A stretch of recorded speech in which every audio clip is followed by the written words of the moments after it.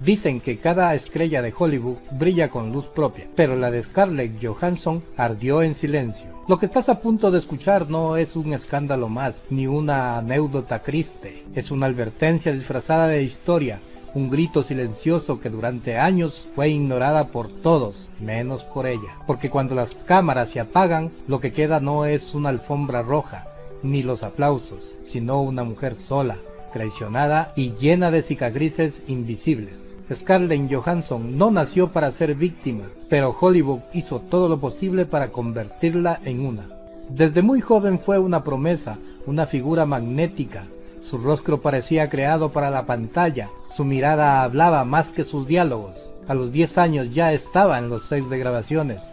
A los 20 era un icono, pero bajo ese brillo se escondía una herida profunda que solo crecía. Su primera gran pérdida no fue en la fama, fue en su hogar. Tenía apenas 13 años cuando sus padres se separaron.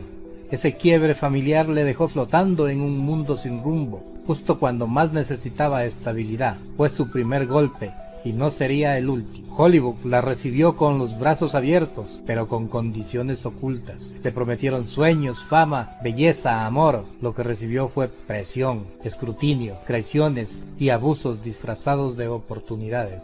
Nunca fue solo una actriz, fue una presa, y los cazadores llevaban trajes, premios, contratos y cámaras. A lo largo de su vida 5 hombres la marcaron, 5 figuras que pudieron amarla, protegerla, guiarla, pero eligieron lastimarla. El primero fue Ray Reynolds. Para el mundo era la pareja perfecta, bellos, exitosos, jóvenes, pero en casa la historia era diferente. Scarlett creyó haber encontrado en él un compañero de vida. Lo que encontró fue control, críticas disfrazadas de bromas, celos que se hacían visibles cada vez que ella brillaba. «Eres mía, no haces nada sin mi permiso», llegó a decirle cuando fue elegida para interpretar a Natasha Romanoff en Iron Man 2. Ray no lo celebró, estalló en furia, la insultó, le gritó cosas que ella jamás ha repetido. Su éxito fue un crimen, su castigo el desprecio. El segundo fue Johnny Lee Miller. Scarlett apenas tenía 18 años cuando se enamoró de él. Soñaba con el amor verdadero. Lo que recibió fue manipulación emocional y fotos íntimas tomadas sin su consentimiento. Imágenes privadas que terminaron filtradas en tabloides, usadas como arma, destruyendo su confianza. Lo amaba, pero él me vendió, diría años después con la voz rota. Su cuerpo ya no le pertenecía, su imagen había sido robada y nadie en Hollywood se atrevió a defenderla. El tercero fue Steve McQueen, para muchos una leyenda del cine, para Scarlett una pesadilla. Se conocieron en un evento y la química fue inmediata. Ella vio a un rebelde encantador, él vio a alguien a quien manipular. Solo unos meses después, la golpeó con tanta fuerza que le rompió las costillas. La arrastró por un muelle, le gritó que era suya y ella aún lo amaba. Aún creía en el amor, aún creía que el amor podría curar la violencia. Resbalé, dijo en los medios, porque en el fondo aún tenía miedo a él, al qué dirán, al silencio impuesto por una industria que encubre sus monstruos. James Wong fue el cuarto, un actor frío, calculador, se hizo pasar por mentor, pero era un depredador. Instaló cámaras ocultas en su camerino, grabó a Scarlett en sus momentos más vulnerables. Luego la chantajeó, le pidió que mintiera públicamente, que dijera que había dormido con un productor para ascender, que él era uno de ellos. Si no hablas, ese video nunca verá la luz. Si hablas, ya no eres estrella, eres mi juguete. Así le dijo él. Durante años vivió con miedo, miedo a que alguien viera ese material, miedo a que la trataran como mentirosa, miedo a perderlo todo. Y cuando pensó que ya había tocado fondo, llegó Sam Peckinpah, director respetado, famoso por sus películas crudas. Durante la filmación de Los Chacales del Oeste, Scarlett se negó a participar en una escena con explosivos reales. Tenía miedo, lo dijo una y otra vez. Peckinpah la ignoró, filmó la escena, la explosión fue real. Scarlett salió volando, se rompió varias costillas, sufrió quemaduras, pasó meses en el hospital.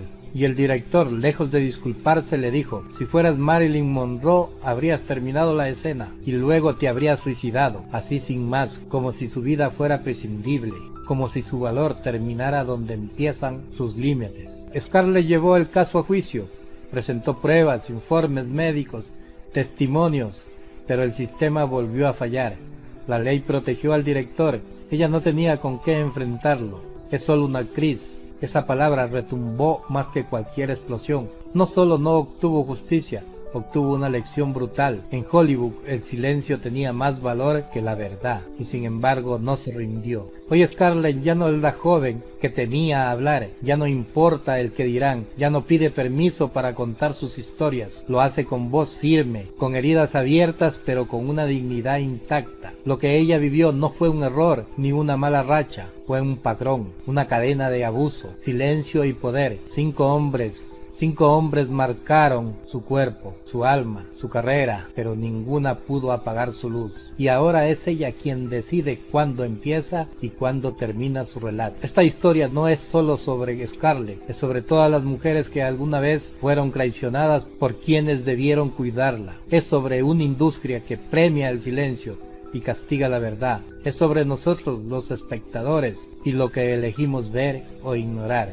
Scarlett resistió, luchó, cayó, pero nunca se quebró del todo. Hoy a sus 41 años no busca aprobación, busca justicia, y su voz, esa que intentaron callar, ahora resuena como nunca. Ahora te toca a ti. ¿Crees que Scarlett Johansson obtendrá algún día la justicia que merece? ¿Cuál de estas historias te impactó más? ¿Cuál de estos hombres fue el rostro más cruel de esta tragedia? Déjalo en los comentarios, porque cuando una verdad se comparte ya nadie puede enterrarla. Y si la historia te conmovió, compártela, suscríbete, activa la campanita, no por el algoritmo, sino porque hay voces que merecen ser escuchadas.